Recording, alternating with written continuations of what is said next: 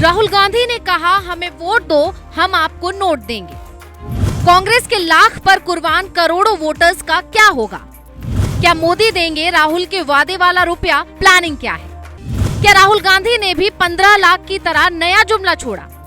जो राहुल गांधी कहते थे कि बीजेपी बड़ी जुमलेबाज है, क्या वो चुनाव जीतने के लिए खुद भी जुमला छोड़ रहे थे, या उसके वादे का रुपया अब प्रधानमंत्री नरेंद्र मोदी देंगे? किसी भी पार्टी के घोषणा पत्र में ये नहीं लिखा होता कि इसे पूरा करने की बाध्यता है, पर यूपी के बड़े कांग्रेसी नेता प्रमोद तिवारी, जो राहुल सोनिया के करीबी हैं और कांग्रेस के बड़े नेता हैं, वो कह रहे हैं, हम सरकार पर दबाव बनाएंगे कि वो हमारी जनहित वाली गारंटी को पूरा करें, और अगर उसमें से एक गारंटी पूरी हो गई तो देश के खजाने पर 90,000 करोड़ का बोझ पड़ेगा। तो ये रुपया कहां से आएगा?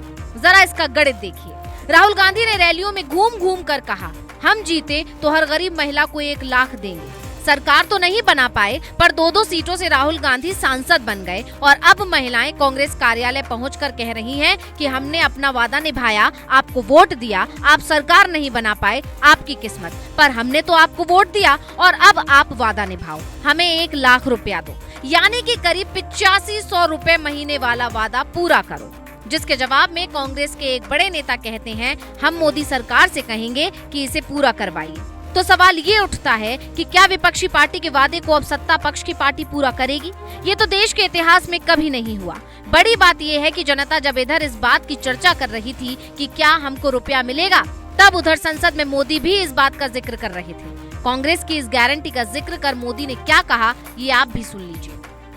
ये लोग कितने ही बड़े झूठे बोलते रहे हैं, और आप देखिए, चुनाव के समय उन्होंने देश के सामान्य नागरिक को गुमराह करने के लिए जो पर्चियां बांटी कि ये देंगे और वो देंगे और टिकना देंगे, फलाना देंगे। 2 दिन से मैं देख रहा हूं कि कांग्रेस के दफ्तरों पर लोग कतार लगा के खड़े हैं कि पर्ची है, 1 लाख रुपया कहां है, लाओ भाई, मांग रहे हैं लोग।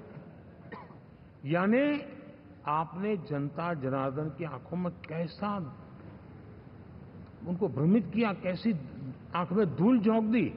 मतलब पीएम नरेंद्र मोदी ने कांग्रेस की गारंटी की मौज ले ली है। पर सवाल ये उठता है कि जिस कर्नाटक में कांग्रेस की सरकार है, जहां बाकायदा फॉर्म भरवाए गए थे, जहां महिलाएं पोस्ट ऑफिस में लाइन में खड़ी रहीं, वहां ये योजना क्यों लागू नहीं हुई?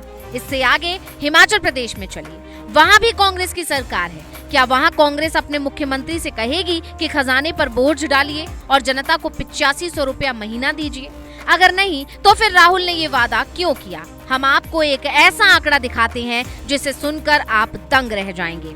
एक लोकसभा क्षेत्र में कम से कम 10 लाख वोटर्स होते हैं। कांग्रेस ने 99 सीटें जीती हैं। कुल वोट मिले हैं 13 करोड़ 67 लाख। इनमें से करीब 10 करोड़ लोगों को भी गरीब माना जाए तो इन्हें पैसा देने के लिए कांग्रेस को 90,000 करोड़ चाहिए। कई राज्यों का बजट 1 लाख करोड़ के आसपास होता है, मतलब ये रकम थोड़ा नहीं है। इसके अलावा कांग्रेस ने कई और गारंटी दी थी, उन सब का पैसा अगर जोड़ दें तो ये बजट काफी आगे निकल जाएगा। तो सवाल उठता है कि अगर कांग्रेस जीत भी जाती तो क्या ये वादा पूरा कर पाती? अगर नहीं, तो फिर ये वादा राहुल ने क्यों किया था? क्या ये 15 लाख की तरह जुमला ही था? चुनाव आयोग का नियम कहता है कि आप वोटर्स को लालच नहीं दे सकते। ना तो नॉर्थ इंडिया में शराब और रुपया बांट सकते हैं, ना साउथ इंडिया में साड़ी और टीवी बांट सकते हैं। पर चुनाव से पहले क्या केजरीवाल की तरह फ्री वाला वादा कर सकते हैं और राहुल गांधी की तरह सरकार में आने पर लाखों वाला सपना दिखा सकते हैं? क्या ये चुनावी नियम का उल्लंघन नहीं है? ये चुनाव आयोग को देखना होगा, क्योंकि इस हिसाब से तो कोई कुछ भी वादा करेगा और फिर सरकार में आने के बाद पूरा नहीं करेगा। क्या 15 लाख वाले वादे के बाद चुनाव आयोग को ये नहीं सोचना चाहिए था कि इस तरह के वादे नहीं होने चाहिए? बतौर वोटर आप क्या सोचते हैं? कमेंट करके जरूर बताइए। Bureau report, global Bharat TV.